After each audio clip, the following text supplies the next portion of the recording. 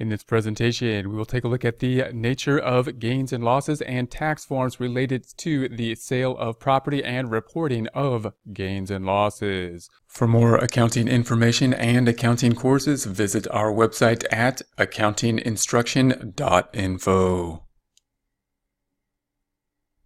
When considering gains and losses with relation to the sale of property, we're typically going to have the concept of having the sales price minus the adjusted basis. These are the two things that we are going to need to know. We're going to need to know what we sold it for. What is the adjusted basis? The adjusted basis may include a calculation such as the cost minus the accumulated depreciation, and then the sales price minus the adjusted basis will give us the gain or loss depending on the circumstance. Once we have that information, then we need to know what the nature of the property being sold is, so we know the rates that we will be recording this as. And remember, there's different rates.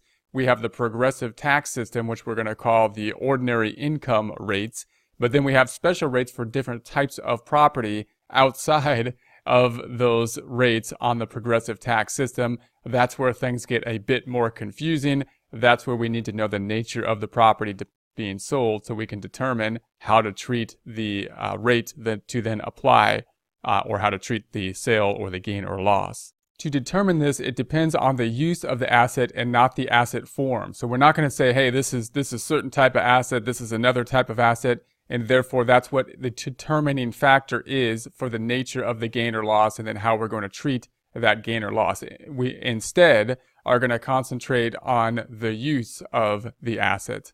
Tax forms related to the reporting of gains and losses and sale of property include Form 4797, which is the sales of business property. So when we have the sale of business property, we will be seeing and using Form 4797 to report gains and losses from the sale of business property.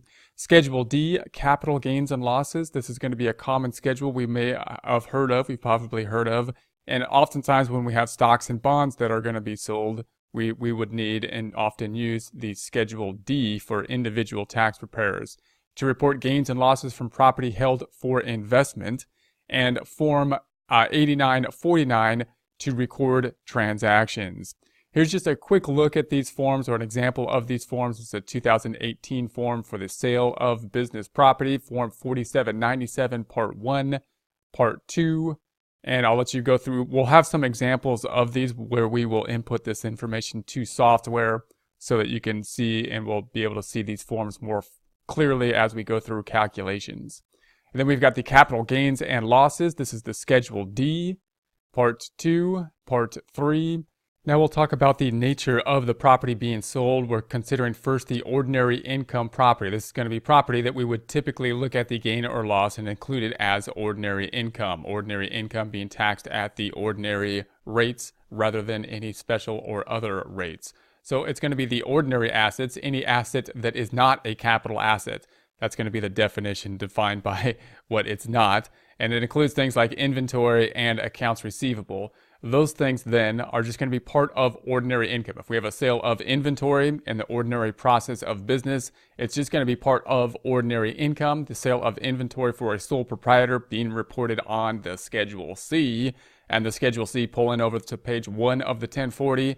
No special tax rates. We're not going to do anything special. That's just going to go straight into the progressive tax rate system, which is confusing enough in and of itself. And we're going to use that system in order to calculate the gain or loss on the sale of things like inventory or accounts receivable.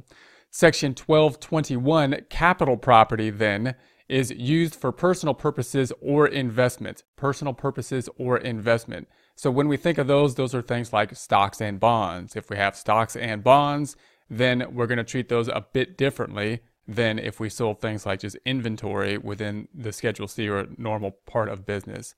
A home owned or occupied by the taxpayer, another item that would be for personal purposes and investments. And when we sell the home, then we're going to treat it a bit differently than if it was ordinary income property. Household furniture, also capital property. Section 1221, capital assets are defined by what they are not. So this is another area where the tax code isn't too clear in saying this is what it is. They're not going to define this by listing what it is. They're going to list what it is not. and we'll just give some examples of this list.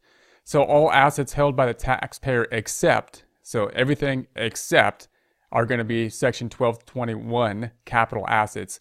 And these are just some examples. We can look through the full list at a later time. Those held mainly for customers, that's going to be normal part of business and not going to be Section 1221 capital asset. Property used in a trade or business subject to depreciation, so that's what it's not included in 1221.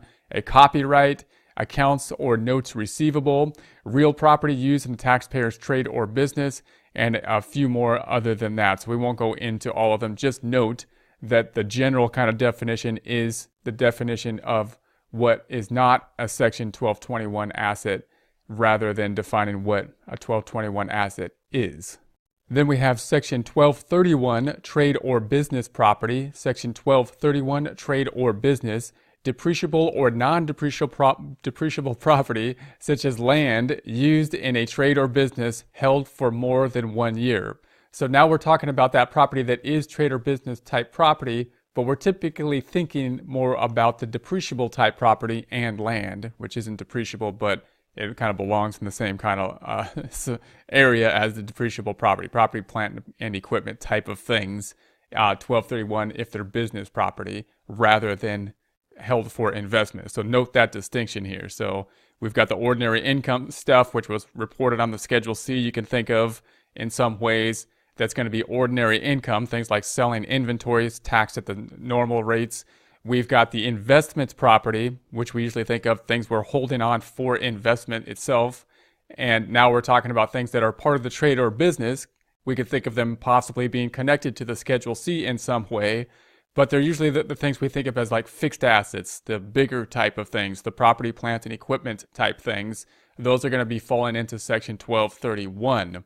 Examples: machinery and equipment used in the business, business building, and business land. Once we know these categories, then we can think about where we're going to report these a little bit more, and we can also think about what are going to be the tax consequences of these different groups. For more accounting information and accounting courses, visit our website at accountinginstruction.info.